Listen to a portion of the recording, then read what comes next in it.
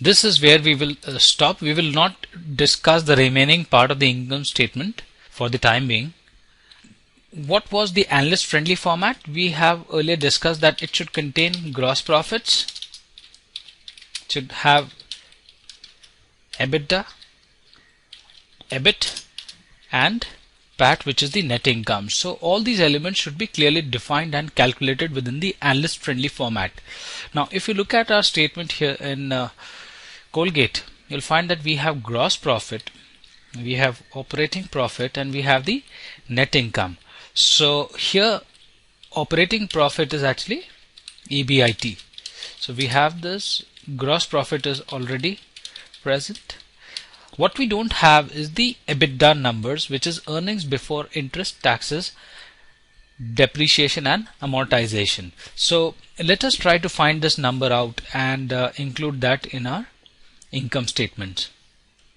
As we know that for finding EBITDA we require the depreciation and amortization, because the formula is EBIT plus depreciation and amortization. So if we are able to identify what is depreciation and amortization from the annual report, we should be able to derive the EBITDA. Now what has happened here is that the depreciation and amortization numbers have not been exclusively provided in the income statement, and they have been included in suspecting that it may be included in selling, general and administrative costs and other expenses as well.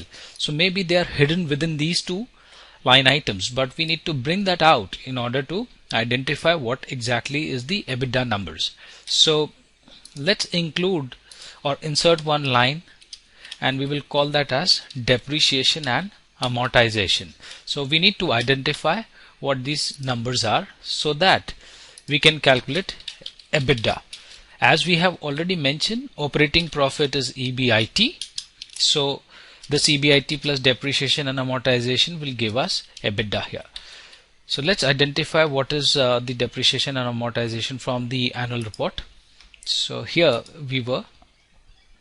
Normally you will find depreciation and amortization numbers explicitly mentioned in the cash flow statement. So this is the balance sheet. However, let's go to the cash flow statement and see if these numbers are present. You can see here, this is under the operating activities. You'll find depreciation and amortization, and these numbers are clearly mentioned: 425 million for 2012, 421 million for 2011, and 376 million for 2010. So this is the depreciation amortization numbers. Let's copy these numbers from the annual report. This is 376 for 2010, 421 and 425. So what will be the EBITDA numbers? The EBITDA would be EBIT plus depreciation and amortization. So this is your EBITDA numbers.